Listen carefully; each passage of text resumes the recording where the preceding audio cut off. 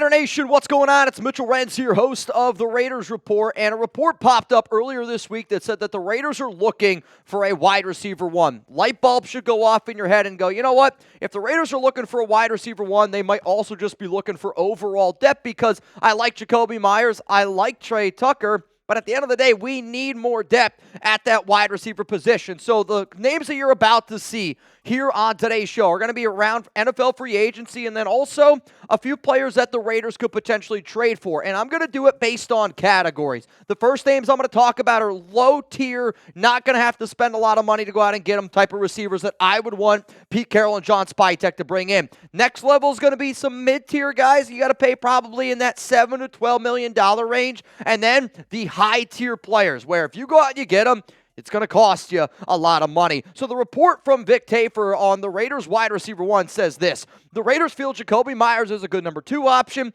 and that Tre Tucker is a solid number 3 receiver, but they're lacking a true number 1 wideout, which I do agree with because I think Jakobi is one of the best number 2s in the league. And to be able to have him and Brock Bowers, and then if you're able to add another upgrade, obviously that is a perfect world. Some people might say, Mitch, just wait to the draft a guy like T-Mac, which I hear you loud and clear, but with free agency starting next week, I really only wanted to focus on people that the Raiders could bring in free agency or potentially trade for. If you don't already know, next week is going to be, I actually think, the craziest free agency period that we have ever done here at the Raiders Report. I'm going to be live Monday through Friday, probably over 30 hours worth of live content. If you enjoy the Raiders Report, if you enjoy just hanging out with us, we're going to be talking about all things NFL free agency. And then when the Raiders make a move, we'll be live. We'll be getting rowdy. Make sure your notifications are turned on because I don't want you to miss it. So first, let's talk about some of these low-tier wide receivers. And I don't have these guys ranked in any particular order. I just want to be able to sit up here and talk to you about why I like them, how much it would cost, and every player that you see on this show is a player that I'm looking at all you in the eyes going, this is somebody that if the Raiders went out and signed him, I would be okay with it, / I could see a little bit of a connection there. Let's go to the first name that I'm going to bring up here. It's Mike Williams. And even though Williams isn't a wide receiver 1, I do think that he could be a wide receiver 2, wide receiver 3 with Jakobi, with Bowers. I still would want the Raiders to go out and draft another receiver because of the injury concerns that Mike Williams has. But you got to look at the connection he has with the Raiders wide receiver coach, Chris Beatty. Beatty and Williams were together from 2021 to 2023, and the Spytek market value is $4.5 million. If you're somebody that wants the Raiders to be able to stretch the ball down the field, which is what Chip Kelly is going to try to do, Williams is somebody that can win one-on-one matchups, where if the Raiders go out and they get somebody like a Justin Fields, I do think that Mike Williams could be a potentially interesting option because he's a big red zone dude who can win one-on-one balls, and Mike Williams is a name that's got that connection with Chris Beatty. Another name is Tyler Lockett, and the Raiders are interested in Lockett, and he could sign with the silver and black at any moment. It literally could happen right now that I am live on this show. He played underneath Pete Carroll from 2015 to 2023, and his Spytek market value is $7.7 million. I'll admit, it might be a little bit more than what I would want to pay him, but the way that I look at the Lockett deal would be this. You bring in Lockett, you let him and Tre Tucker battle it out for a wide receiver 3 spot, and we always use the term bridge quarterback. I would want Tyler Lockett to be a bridge wide receiver to let Tre Tucker know what it takes to be successful with Pete Carroll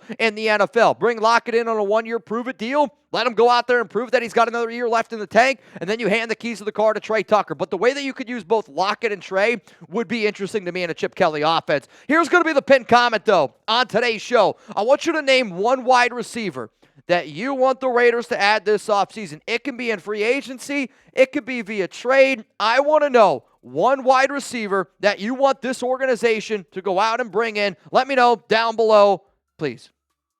Let's go to a name that I would want the Raiders to bring in, and I tried to do this with Mack Hollins. I have once named Mack Hollins the number 1 best bang for your buck player that the Raiders could sign at the wide receiver position. Why? He's a great blocker, and he's got down the field speed.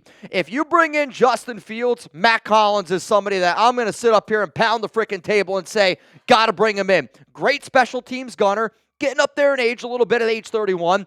But I'm telling you right now, Max Crosby loves this guy. A lot of Raiders players love this guy. And Hollins, to me, is a Dennis Rodman type of player where he is a wild card. You don't know what you're going to get, but he does the dirty stuff, and sometimes you need some guys that do the dirty stuff because I could see the Raiders trying to play a little FU football. If the Raiders go out and sign somebody like Sam Darnold, I'll admit I won't love this move as much. Let's go to another player where I got a similar thought process with Nick Westbrooke. And one of the best blocking wide receivers in the NFL. If you're the Raiders and you want to go out and add 2 wide receivers this offseason, I think going out and getting somebody cheap like a Nick Westbrook, like a Mack Hollins, and then also going out and getting somebody big, maybe in my high tier, maybe in my mid tier, don't think is a bad idea. But another physical wide receiver who provides a good option in the red zone. He had 9 touchdowns last season on a really bad Tennessee Titans team. He had 4 touchdowns the year before that. I'm not necessarily looking at these low-tier guys as somebody that I want to be a wide receiver 1,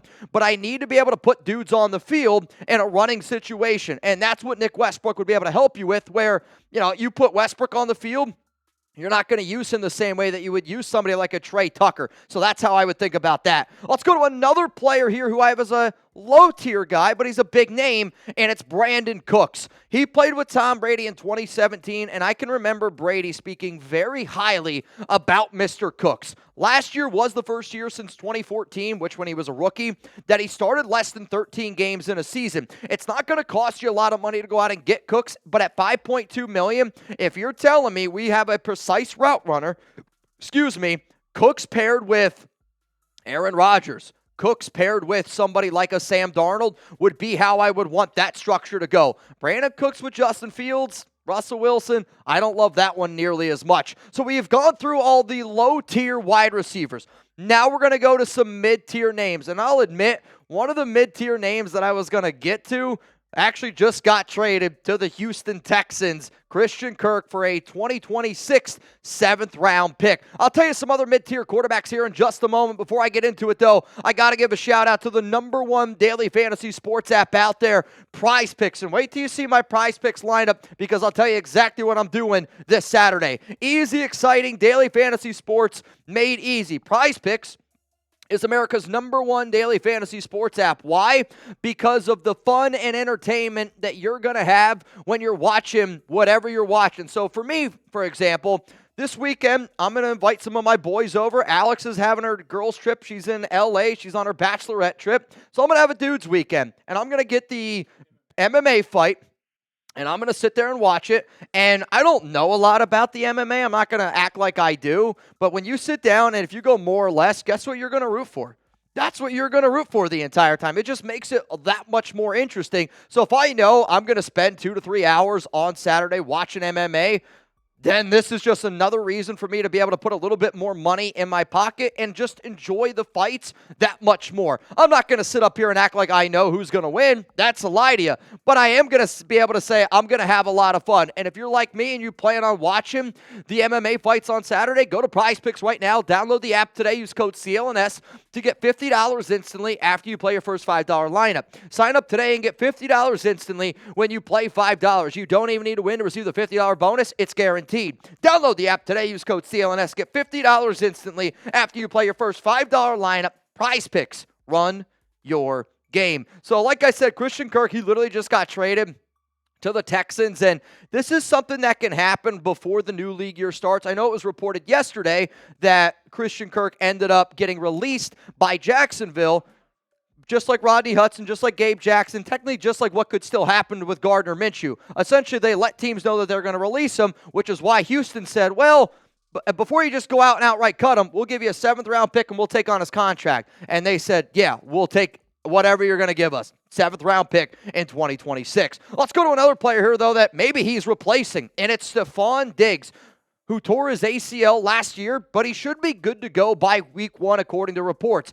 He was a bad locker room guy in Buffalo. However, though, he was loved in Houston. And, when you see sometimes certain players, I'll admit, a lot of the reports coming out of Buffalo where it was like, who's the last player you would want to date your sister? The amount of players that said Diggs is concerning to me. But I think also when you grow up and you get up there in age, you have to grow up a little bit. If the Raiders wanted to go out and get an Aaron Rodgers or a Sam Darnold, Stefon Diggs is the route to go. If you're looking at a Russell Wilson, a Justin Fields, Stefon Diggs is not the guy that I would look at $13.5 million. Out of all the mid-tier wide receivers, the one that I would be the most interested in and the one that I believe is the most likely to join the silver and black is Keenan Allen, who grew up a die-hard Raiders fan. Allen played well to finish the season, and Caleb Williams loved him. And I'm telling you that right now, when you hear the way Caleb Williams talked about Keenan, it still shows me that Allen still got a little bit of juice. Are there injury concerns? Yeah, no doubt about it. But Allen and his intermediate route running for somebody like Sam Darnold, for somebody like Aaron Rodgers,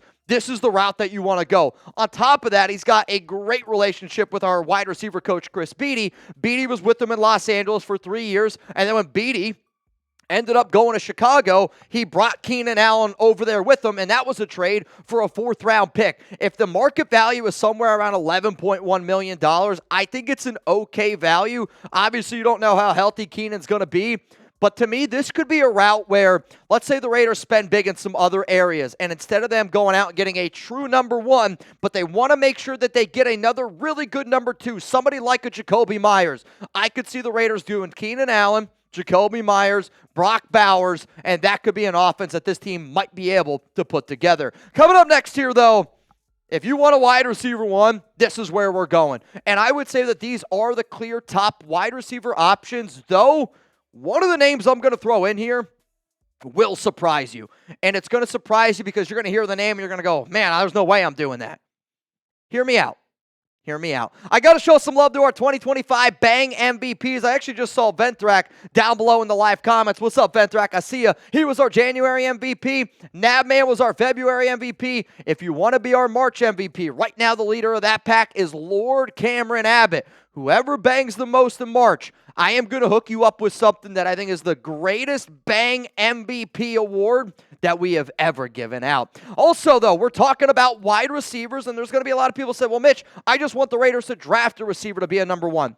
I hear you. It's totally fine. The only receivers that I know for 100% fact that Las Vegas met with in a formal setting at the Combine, T-Mac from Arizona, Emeka Buka from Ohio State, Jalen Noel, Tez Johnson. Those are the 4 wide receivers that you at least got to keep in the back of your mind of these are some dudes that the Raiders could just keep an eye on in the draft. I would say they're looking, though, to get a receiver either at pick number 6, either trading back into the first round, maybe he's there at 37, or somewhere here on day 2. Receivers that I'm just not interested in. I don't want nothing to do with Amari Cooper. Guy gave up on the Raiders, and he kind of looked pretty freaking bad at the end of last season with Buffalo. Devontae Adams. If I got to explain to you why I don't want Devontae Adams, then you definitely don't watch this show often. And then the last and final name, Deonta Johnson. Diva. I don't want any divas on this Raiders team. I'm done with them. Let's go to the high-tier wide receivers, though, okay? These are the names where if you bring in one of these dudes, get ready to get wild on the Raiders report because I'm telling you, it's going to get really wet and get really wild. The top free agent on the market, it's Chris Godwin at the wide receiver position. Spytek helped draft Godwin, and Brady won a Super Bowl with him. I would say it's between Tampa Bay and Las Vegas, and that Spotrac market value of 22.5, I think that that's going to be pretty accurate. Now, again, maybe the Raiders would have to overpay him a little bit to get him out of Tampa Bay, but there's no doubt a connection there. But no matter what, if you're Las Vegas, if you bring in a Sam Darnold or an Aaron Rodgers, I would say Chris Godwin's the better pick there. If you bring in a Justin Fields, I don't think that Godwin is the right receiver. I need somebody that can hit sure-handed dudes over the middle of the field, and I need somebody that is an accurate passer that gets rid of the ball quickly. That's Rodgers, and then that's also Sam Darnold. That's not Justin Fields' game. Though, one of the things that I love about Godwin, imagine how sure-handed your players are with Jakobi Meyers, who didn't drop a ball last season, dropping fewer than 6% of his catchable passes in 7 of his 8 seasons, and then you have Brock Bowers. That is a chain-moving team that is a sneaky wide receiver core. Let's go to one that's going to surprise some people. This is a trade, and it's around Brandon Aiyuk, and there's a report right now that the 49ers would trade Aiyuk to, quote, just about anyone. And the fact that that says that, I mean, we've seen San Francisco, they just gave away Deebo Samuel for a 5th-round pick. I know that there's going to be a lot of people out there that when I say Brandon Aiyuk, you're going to go, why the hell would you do that? It's because of how much it would cost, right? Now, the source that I talked to is very close to the 49ers organization. He covers this team, and he said that maybe a second or a third. I don't think it's going to cost you a second-round pick. I think it would be somewhere around a third-round pick for Brandon Aiyuk. Let's say it's pick 68. Let's say it's pick 73. However, though, the Raiders would only owe him $1.2 million in 2025. So you essentially get a 27-year-old receiver at $1.2 million, and then if he's bad, like let's say he's a disaster, you can move on from him in 2026, 2027, or 2028 because he has $0 million guaranteed on his contract. This is a big risk by San Francisco, the type of deal that they ended up giving Aiyuk. However, though, we've seen the numbers that he's been able to put up with a dude like Rodgers, with a guy like Sam Darnold on a cheap one-year prove-it deal. It's essentially what it would be for the Raiders. I was against this idea when I first had it brought up to me, but now understanding the way that contract works, I mean, you might even be able to get him for a fourth-round pick because it sounds like San Francisco is trying to clear money because they don't have any money right now. Speaking of trade, this would be the biggest one out of them all. It is DK Metcalf, and he requested a trade on March 5th, and his asking price right now, according to reports, is a first and a third-round pick. I'm going to tell you this right now. There's not a team under the sun that is going to give Seattle a first and a third-round pick, and this report came from Diana Rossini, which tells me Diana Rossini's source is not the Raiders, it is from Seattle, because this is the asking price that Seattle would leak out. Nobody's going to give that price. And as I say that, another report just came out from Josina that said the same league sources that told me right now the Seahawks want too much for DK Metcalf. So right now the Seahawks are asking for a little bit too much. If DK never asked for a trade, then you know what? They might be able to get a first-round pick for him. But because of his relationship with Pete Carroll, because the Raiders are one of the only teams that can not only make the trade, but then also pay him $28 to $30 million a year, the Raiders are at the very top of that list. There's going to be other teams fighting for DK, no doubt about it. But if you're a team that wants to add Justin Fields, I'll be real, I think Metcalf's going to be good on any team with any quarterback that he would have. But the number one quarterback that I think would actually be the best fit with DK and for the Raiders, this might surprise people, I actually think it's Justin Fields. Not for DK, for the overall Raiders team. Need a field stretcher, need a guy that can win one-on-ones, guy that's not afraid to block, gives you a good athlete. I think that's actually an interesting fit all around. So we went through our low, our mid, and our high-tier wide receivers. The Raiders are going to be aggressive. The Raiders are going to add a wide receiver in free agency, or they could potentially trade for one. No matter what, they need to add a receiver, which is something that I think every single Raiders fan could jump on. Whether it's a mid-tier, whether it's a low-tier, whether it's a high-tier, we got to be able to add something else to Brock Bowers, Jakobi Meyers, for whichever quarterback we decide to bring in.